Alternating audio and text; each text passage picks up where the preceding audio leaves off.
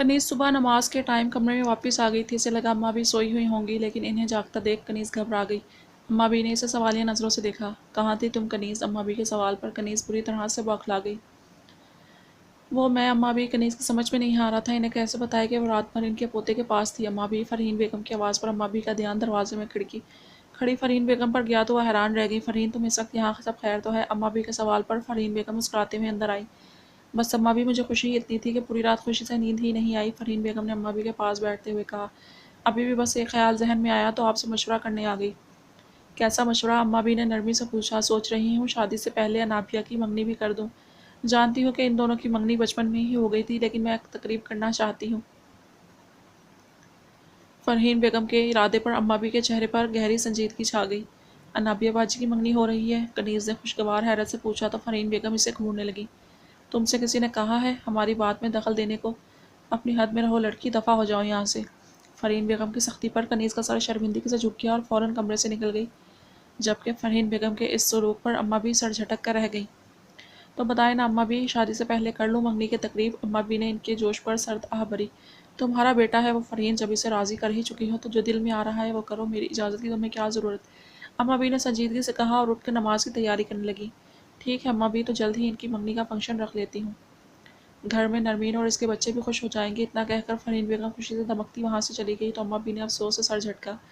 افسوس ہو رہا ہے مجھے فرحین تمہارے ماں ہونے پر، جسے اپنی خوشی کی چمک میں بیٹے کا دکھ اور اس کی ناپسندیدگی دکھائی ہی نہیں دے رہی۔ اللہ تمہیں ہدایت دے۔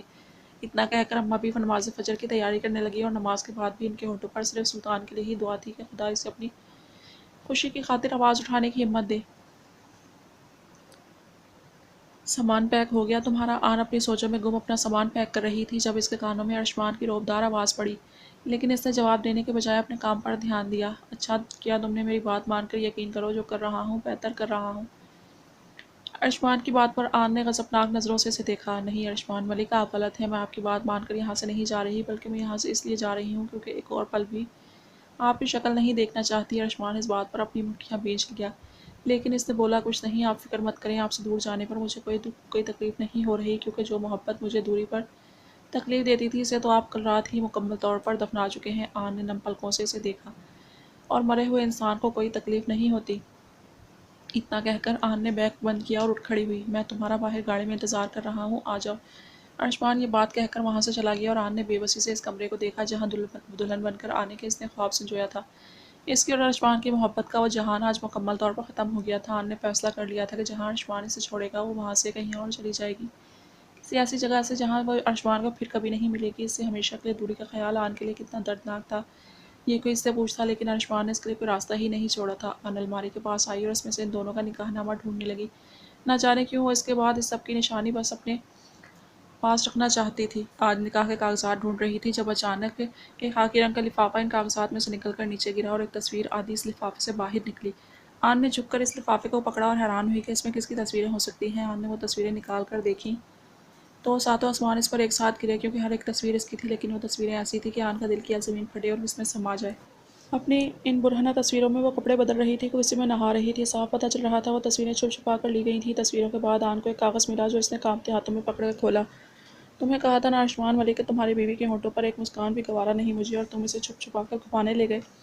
پہل تو میں نے تمہیں صرف اسے دکھی رکھنے کا کہا تھا، لیکن تمہاری اس حرکت کی وجہ سے میری مانگ بڑھ گئی ہے۔ اب تم اسے طلاق دے کر خود سے دور کر دو، ورنہ اس کی یہ تصویریں پوری دنیا دیکھے گی، اور پھر جو حالت تمہاری بیوی کی ہوگی نا، اس کے پاس خودکشی کرنے کے سوا کوئی راستہ نہیں بچے گا۔ اس لیے اگر نہیں چاہتے کہ اس کی عزت کا تماشا بن جائے تو اسے طلاق دے دو، تمہارے پاس زیادہ وقت نہیں ہے سوچنے کو۔ وہ الفاظ پڑھ کر آن بری طرح سے سہم گئی تھی، ہاتھ پیر خوف سے پھول گئے تھے اور وہ بے یقینی سے ان تصویروں کو دیکھنے لگی۔ یہ سوچ رہی تھی کہ آخر کون ہو سکتا ہے جس سے اس سے اتنی شدید نفرت تھی۔ تم آئی نہیں ابھی تک، کب سے انتظار کر رہا ہوں تمہارا، ارشمان نے اسے کمرے میں آتے ہوئے کہا، لیکن آن نے وہ چہرے پر خوف اور اس کے ہاتھ میں وہ خاکی کاغذ دیکھ کر اپنی جگہ پر ہی رک گیا۔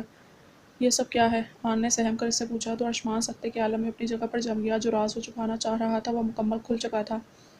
لیزا کی جو باتیں غلام نے بتائی تھیں ان کو جاننے کے بعد وہ کافی اضطراب میں رہی تھی۔ پوری رات اس نے ماضی کے بارے میں سوچ کر گزاری، ابھی صبح سویرے اپنے بستر میں بیٹھی وہ اسی کے بارے میں سوچ رہی تھی جب اس کے ذہن میں ایک جھماکا ہوا۔ لیزا نے ذہن میں آنے والی سوچ کو جھٹکنے کی کوشش کی، لیکن وہ خیال اس کے ذہن پر سوار ہو گیا تھا۔ بہت سوچنے کے باوجود لیزا کو یہ لگا کہ اس کا خیال درست ہے تو وہ بے چینی سے اٹھی اور کمرے سے باہر آ کر اعظم کو ڈھونڈنے لگی۔ اعظم اسے باہر صحن میں غلام کے ساتھ کہیں جاتا ملا تو لیزا اس کی جانب لپکی۔ اعظم لیزا کی پکار پر اعظم مڑا اور سوالیہ نظروں سے اسے دیکھا۔ مجھے تم سے ضروری بات کرنی ہے۔ اعظم نے ایک نظر غلام کو دیکھا جس نے یہ بات اسے اردو میں بتائی۔ اعظم نے اس بات میں سر ہلایا اور واپس حویلی میں داخل ہو گیا۔ لیزا نے کچھ دیر سوچا اور پھر اعظم کی جانب دیکھا۔ اعظم، تمہارے ڈیڈ نے تمہارے انکل کو نہیں مارا، نہ ہی تمہارے انکل نے تمہارے ڈیڈ کو مارا، بلکہ کوئی تیسرا ہے جس نے یہ سب کیا۔ لیزا کے اتنے یقین سے کہنے پر اعظم کے ساتھ غلام نے بھی اسے حیرت سے دیکھا۔ یہ بات تم اتنے یقین سے کیسے کہہ سکتی ہو؟ غلام نے حیرت سے پوچھا۔ لیزا نے بے چینی سے اپنے ہاتھ پسلے اور سر اٹھا کر اعظم کو دیکھا۔ جو میں نے کہنے جا رہی ہوں ایک محفوظہ ہے لیکن بات میں لاجک ہے جو مجھے سکون نہیں دے رہا۔ غلام نے لیزا کی بات اردو میں بتائی۔ اعظم نے سینے پر ہاتھ باندھتے ہوئے پوچھا تو لیزا نے گہرا سانس لے کر اپنا خیال بتانے لگی۔ اعظم، تمہارے ڈیڈ امن پسند آدمی تھے جو لڑائی وغیرہ کے چکر میں نہیں پڑتے تھے اور میرے خیال سے اپنے پاس ہتھیار بھی نہیں رکھتے ہوں گے، ایسا ہی ہے نا؟ غلام نے لیزا کی ساری بات اردو میں دہرائی تو اعظم نے فوراً ہاں میں سر ہلایا۔ تو پھر جس دن تمہارے انکل ان کے پاس آئے، ان کے پاس گن کہاں سے آ گئی؟ اگر کوئی کسی کو مارنے کے ارادے سے آیا تو اسے اتنا موقع تو نہیں دے گا نا کہ وہ جا کر گن لے آئے۔ لیزا کی بات پر اعظم کے ساتھ غلام بھی گہری سوچ میں ڈوب گیا اور اس سے بھی زیادہ اہم بات لیزا یہ کہہ کر اعظم کے پاس آئی اور اپنا ہاتھ اٹھا کر 2 انگلیاں اعظم کی جانب کی۔ اگر میں تمہارے سینے پر گولی چلاؤں گی تو یوں سامنے کھڑی ہوں گی اور تمہیں مارنے کے بعد تمہارے مرنے کی تسلی کروں گی، نہ کہ مڑ کر تمہیں اپنے سر میں گولی مارنے کا موقع دوں گی۔ غلام کی بات اردو میں بتانے پر اعظم کے ماتھے پر بل آ گئی۔ مطلب یہ کہ ارشمان کے ڈیڈ کو گولی سر کی بیک سائڈ پر لگی، تو اگر انہوں نے تمہارے ڈیڈ کے سینے پر گولی چلا کر انہیں مار دیا تو ان کے سر پیچھے وہ گولی کیسے مار سکتے تھے؟ لیزا اپنی باتوں سے انہیں ایک بار اس سب سے سوچنے پر مجبور کر گئی تھی۔ مجھے لگتا ہے وہاں کوئی تیسرا موجود تھا اعظم، جس نے ان دونوں کو مارا، ایسا تیسرا جس نے سب کیا کروایا، اور وہ تیسرا آج بھی تم سب کے درمیان موجود ہے۔ لیزا اتنا کہہ کر اعظم کے پاس آئی اور اس کا ہاتھ تھام لیا۔ میں چاہتی ہوں اعظم کہ تم اس شخص کو ڈھونڈ کر سزا دو تاکہ اپنے گلٹ سے باہر آ سکو۔ تمہارے ڈیڈ نے کچھ نہیں کیا اعظم، نہ ہی ارشمان کے ڈیڈ نے۔ پلیز تم دونوں اصلی گنہگار کو ڈھونڈو جو سب کر کے آج بھی مزے سے زندگی گزار رہا ہے، لیزا نے اعظم کی آنکھوں میں دیکھتے ہوئے کہا، اور اعظم نے بھی سنجیدگی سے اسے دیکھ رہا تھا۔ غلام نے لیزا کی ساری بات اردو میں دہرائی تو اعظم گہری سوچ میں ڈوب گیا۔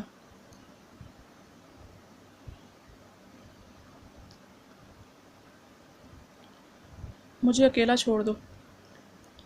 اعظم کے کہنے پر غلام نے لیزا کو ساتھ چلنے کا اشارہ کیا۔ لیزا بھی اس فیصلے کو بہتر سمجھتی غلام کے ساتھ وہاں سے آ گئی۔ غلام کے پکارنے پر لیزا نے حیرت سے اسے دیکھا۔ آج پہلی مرتبہ اس شخص نے لیزا کو پکارا تھا۔ میں غلط تھا، اعظم کے لیے بالکل پرفیکٹ ہو۔ اگر اعظم کے لیے کوئی پرفیکٹ ہو سکتا تھا تو صرف تم ہو۔ I am proud of you, Ghulam نے بڑے بھائی کی طرح اس کے سر پر ہاتھ رکھ کر کہا اور وہاں سے چلا گیا، جبکہ اپنی بات سے وہ لیزا کو سوچے ہوئے مجبور کر گیا کہ وہ واقعی اعظم کے لیے پرفیکٹ تھی۔ دونوں میں وہی فرق تھا جو مشرق اور مغرب میں ہے، لیکن پھر بھی نہ جانے وہ کون سی طاقت تھی جو ان دونوں کو ایک بنا گئی تھی۔ بتائے مجھے ارشمان، کیا ہے یہ سب؟ آن نے روتے ہوئے پوچھا جبکہ ہاتھ بری طرح سے کانپ رہے تھے۔ ارشمان نے بے بسی سے اپنا سر جھکا لیا۔ میں نہیں جانتا آن، بس اتنا جانتا ہوں تمہاری ایسی ہی تصویریں ہمارے نکاح دن والے مجھے بھیجی گئی تھیں اور ساتھ میرے لیے ایک پیغام تھا کہ تمہارے چہرے پر ایک مسکراہٹ اور یہ تصویریں پوری دنیا میں نشر کر دی جائیں گی۔ ارشمان کی بات پر آن کو لگا کہ اس کا دل کسی نے مٹھی میں جکڑ لیا ہے، جس سے خوف سے ہولے ہولے کانپنے لگا۔ ارشمان اس کے پاس آیا اور اسے کندھوں سے پکڑا۔ میں نہیں چاہتا آن کہ تمہیں اس کی خبر ہو، میں یہ خوف اور شرمندگی تمہارے چہرے پر نہیں دیکھنا چاہتا تھا۔ ارشمان نے کرب سے اپنی آنکھیں موند لی جبکہ آن تو سکتے کے عالم میں وہاں کھڑی تھی، سانس تک اس کے حلق میں اٹک چکا تھا۔ آن سانس لو، ارشمان نے سہم کر اسے پکارا، لیکن آن کو اپنی ٹانگوں پر کھڑے رہنا مشکل لگ رہا تھا۔ اس سے پہلے کہ وہ زمین بوس ہوتی، ارشمان اسے اپنی باہوں میں اٹھایا اور بیڈ پر لا کر لٹا دیا۔ آن، ارشمان نے اس کے گال تھپ تھپایا، لیکن جب وہ ہوش میں نہ آئی تو ارشمان کے ہاتھ بری طرح سے پھول گئے۔ اس نے جلدی سے جگ میں پانی اپنے ہاتھ پر ڈالا اور اسے آن پر چھڑکنے لگا۔ کچھ دیر بعد آن ہوش میں آئی اور ارشمان کو دیکھ کر پھوٹ پھوٹ کر رونے لگی۔ کون ہے وہ مان؟ کون ہے وہ جسے میری خوشی گوارا نہیں؟ کون ہے جسے مجھ سے اتنی نفرت ہے کہ میری آبرو تک؟ کون ہے وہ مان؟ کے آن کے سوال پر ارشمان کے چہرے پر بہت زیادہ نفرت آئی۔ پہلے تو میں نہیں جانتا تھا، لیکن اب لگنے لگا ہے جیسے جانتا ہوں۔ آن نے سہمی سی نگاہ ارشمان پر ڈالی۔ مجھے شک نہیں بلکہ یقین ہے آن، وہ سب تمہاری بہن لیزا کر رہی ہے۔ اس بات پر آن کی آنکھیں خوف سے حیرت سے پھیل گئیں۔ لیکن لیزا تو بابا کے ساتھ کینیڈا جا چکی ہے نا؟ ارشمان کا سر انکار میں ہلتا دیکھ کر آن مزید پریشان ہو گئی۔ نہیں آن، پہلے مجھے یہی لگا تھا کہ کینیڈا جا چکی ہے، لیکن وہ یہی ہے اعظم چودھری کی حویلی میں اس کی بیوی کے طور پر۔ ارشمان نے آن پر بم گرایا۔ کیا مطلب جانے سے پہلے اس کا نکاح اعظم سے کر کے گئے تھے؟ میں نہیں جانتا انہوں نے ایسا کیوں کیا۔ اگر کچھ جانتا ہوں تو بس اتنا کہ وہ ایک اور اس کا شوہر ہی ہے جنہیں ہماری خوشیاں گوارا نہیں، اور میں انہیں چھوڑوں گا نہیں۔ ارشمان نے اپنی مٹھیاں بھیجتے ہوئے کہا۔ وہ اس حد تک کیسے گر سکتی ہے؟ نہ جانے یہ تصویر کس نے کاش میں مر جاؤں مان، ایسی ذلت دیکھنے سے پہلے میں۔ آن کے الفاظ پورے ہونے سے پہلے ہی ارشمان نے اپنا ہاتھ اس کے ہونٹوں پر رکھ دیا۔ جب تک میں زندہ ہوں نا آن، تم اور تمہاری آبرو پر کوئی حرف نہیں آنے دوں گا۔ تم دیکھنا میں تمہارے گنہگار کو تمہارے قدموں میں لا کر پھینکوں گا۔ ارشمان کی آواز پر عزم سے بھرپور تھی۔ آپ نے مجھے بتایا کیوں نہیں کیوں اس کی بات مان کر مجھے اذیت دیتے رہے، کیوں نہیں بتایا کہ کوئی آپ کو ایسا کرنے کے لیے بلیک میل کر رہا ہے؟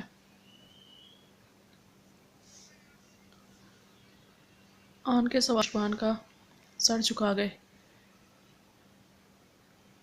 میں تمہیں اس اذیت سے نہیں گزارنا چاہتا تھا جسے میں گزر رہا تھا۔ تم سوچ نہیں سکتی کیا حالت ہوئی تھی میری جب میں نے ان تصویروں کو دیکھا تھا اپنے نکاح کی شام یاد کر کے۔ ایک سایہ اشبان کے چہرے پر آیا۔ میں نے تمہیں اسی دن معاف کرنے کا سوچ لیا تھا جب تم میری بیوی بنی تھی۔ جانتا ہوں اس رات غصے میں بہت کچھ بول گیا، لیکن میں اس سب کے بارے میں سوچنے کے بعد بھی یہی فیصلہ کیا کہ مزید تم سے ناراض نہیں رہوں گا۔ ارشمان نے آن کو اپنے سینے سے لگا کر استقبال سے لاتے ہوئے کہا، جو ابھی بھی خوف سے کانپ رہی تھی، لیکن نکاح کے بعد جب میں کمرے میں واپس گیا تو یہ تصویر مجھے وہاں ملی، ایک خط کے ساتھ جن میں لکھا تھا کہ اگر تمہیں اس شادی سے کوئی سکھ یا خوشی ملی تو وہ تصویریں نشر کر دے گا، اس لیے تمہاری آنکھوں میں بس آنسو ہی رہنے چاہیے۔ ارشمان بولتا جا رہا تھا اور آن اس کے سینے سے لگی خاموشی سے آنسو بہا رہی تھی۔ تمہیں یہ تکلیف دے کر میں کبھی خوش نہیں رہا آن، تم سے زیادہ اذیت تمہارے وہ آنسو دیکھ کر مجھے ہوتی تھی۔ دل کرتا تھا اپنی وہ زبان کاٹ لوں جس سے میں تمہارے آنسوؤں کا باعث بنا، لیکن میں مجبور تھا آن، بہت زیادہ مجبور۔ نہیں جانتا تھا کہ میرا دشمن کون ہے، ارشمان نے بے بسی سے کہا تو آن اسے دور ہو کر اسے شکوہ کی نگاہوں سے دیکھنے لگی۔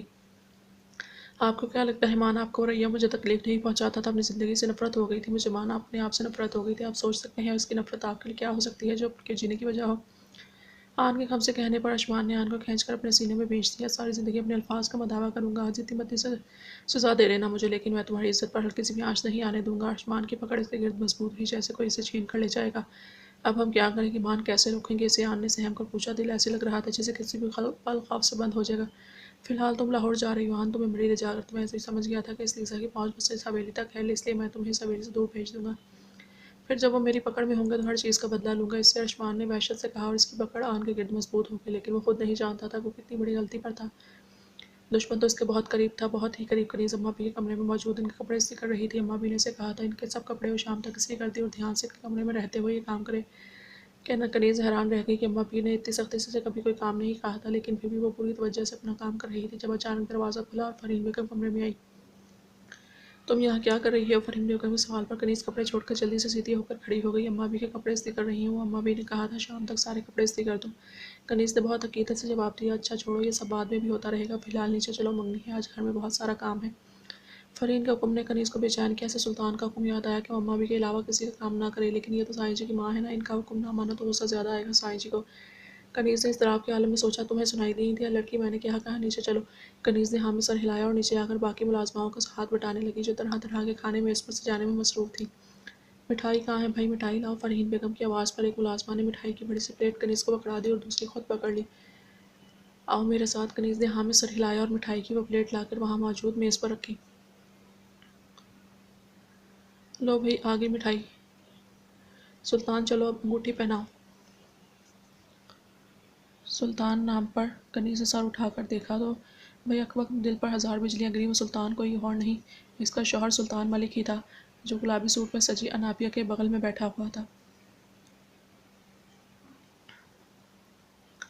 سلطان نے ایک نگاہ سانس روک کر وہاں کھڑی کنیز کو دیکھا اور پھر اپنا سر جھکاتے ہوئے انابیہ کا ہاتھ پکڑ کر اس کے ہاتھ میں انگوٹھی پہنا دی۔ اس کے ایسا کرتے ہی سب ایک دوسرے کو مبارکباد دینے لگے، لیکن کنیز کا دل بہہ کر رہا تھا۔ وہ چیخ چیخ کر پوچھا، یہاں کیا ہو رہا ہے؟ اس کا شوہر کا ہاتھ کسی اور کے ہاتھ میں ہے، وہ ایسا کیوں کر رہا ہے؟ لیکن پھر اسے اپنی اوقات یاد آئی، وہ کون ہوتی ہے کسی سے کچھ پوچھنے والی؟ وہ تو بس کنیز تھی اور اپنے شوہر کے مطابق ایک میڈ۔ بھلا اس بات کی کوئی اہمیت ہی کیوں دیتا؟ اپنی بے بسی اور کرب پر کنیز جلدی سے وہاں سے چلی گئی اور اماں بھی کے کمرے میں واپس آ کر فرش پر بیٹھتے ہوئے پھوٹ پھوٹ کر رو دی۔ دل تھا کہ اس منظر پر نوحہ گناہ تھا، بھلا کوئی بھی بیوی کیسے اپنے شوہر کا ہاتھ کسی کے ہاتھ میں برداشت کر سکتی تھی؟ کنیز کے احساس ہوا کہ اس کے سامنے کھڑا ہے تو کنیز نے گھٹوں میں سے سر نکال کر سلطان کو دیکھا جو اسے کرب سے دیکھ رہا تھا۔ پھر سلطان نے کندھوں سے پکڑ کر کھڑا کیا اور اس کے آنسو پوچھ دیا۔ آپ نابی باجی سے منگنی کر رہے ہیں سائیں؟ کنیز نے اس کے کرب سے پوچھنے پر سلطان کا دل کیا اپنے ہزار ٹکڑے کر دے، لیکن پھر بھی ضبط سے آنکھیں موندتے ہوئے اس بات میں سر ہلایا، شادی بھی کر لیں گے ان سے اب کی بار۔ کنیز کی آواز میں پہلے سے بھی زیادہ کرب تھا۔ سلطان نے پھر سے ہاں میں سر ہلا دیا اور کنیز کو لگا کسی نے اس کی جان نکال دی ہو۔ وہ فوراً سلطان سے دور ہوئی اور روتے ہوئے اپنے ہاتھ اس کے سامنے جوڑ دیا۔ آپ کو اللہ کا واسطہ ہے سائیں، آپ ان سے شادی نہ کریں، میں آپ کے قابل بن جاؤں گی، آپ جو کہیں گے کروں گی، ساری زندگی آپ کے قدموں میں گزار دوں گی، انابیہ باجی کی طرح پڑھوں گی، بس آپ ان سے شادی نہ کریں۔ کنیز کی بات پر سلطان کا دل کیا زمین پھٹے اور وہ اس میں سما جائے۔ مجھے پتہ ہے سائیں کہ آدمی 4 شادیاں کر سکتا ہے، باجی نے بتایا تھا اور ہمارے سردار نے بھی 2 شادیاں کی تھی، لیکن میں نہیں چاہتی کہ آپ ایک اور شادی کر لیں، بس یہ میری بات مان لیں سائیں۔ کبھی کچھ نہیں مانگو گی، کنیز نے روتے ہوئے کہا، اور اب وہ سلطان کے پیروں میں بیٹھ کر اس کے پیر پکڑ چکی تھی۔ میں ساری زندگی آپ کی کنیز بن کر رہوں گی سائیں، دوسری شادی مت کریں آپ کو اللہ کا واسطہ، کنیز پھوٹ پھوٹ کر روتے ہوئے کہا۔ تو سلطان کی بس ہوئی، وہ خود بھی کنیز کے ساتھ زمین پر بیٹھ گیا اور اس کے ہاتھ اپنے ہاتھوں میں تھام لیے۔ بس کرو کنیز، مجھے میری نظروں میں اتنا مت گراؤ کہ کبھی احساس ندامت سے اٹھنا ہوا۔ سلطان نے آنکھیں موند کر کہا، جبکہ دو آنسو اس کے پلکوں پر ٹھہرے تھے، اور کنیز تو بس زاروں قطار رونے میں مصروف تھی۔ بس یہ سمجھ لو تمہارا سلطان مجبور ہے کنیز، اتنا مجبور کہ اپنی کنیز کو جان سے زیادہ چاہنے پر بھی اسے ملکہ نہیں بنا سکتا۔ سلطان نے بے بسی سے کہا تو کنیز مزید سے سسک کر رو دی۔ وہ سب برداشت کر گئی تھی، اس کا خود کو اپنی ملازمہ بنانا، راشدہ کا اس سے جانوروں کی طرح کام کروانا، لیکن یہ اس کی برداشت سے باہر تھا۔ بس مجھے معاف کر دینا کنیز، میں تمہیں اپنے دل کے علاوہ کہیں بھی اپنی محبت، اپنی چاہت کا مقام نہیں دے پایا۔ امید کرتا ہوں خدا روز قیامت مجھے اس کی سخت سزا دے، جہنم سے بھی زیادہ دردناک سزا۔ اتنا کہہ کر سلطان اپنے آنسو پوंچھتا وہاں سے اٹھ کر چلا گیا، لیکن کنیز وہیں فرش پر بیٹھی روتی رہی تھی۔ آج جو گھاؤ اس کا سلطان نے اسے دیا تھا، وہ اس کنیز کو مکمل طور پر توڑ کر رکھ گیا تھا۔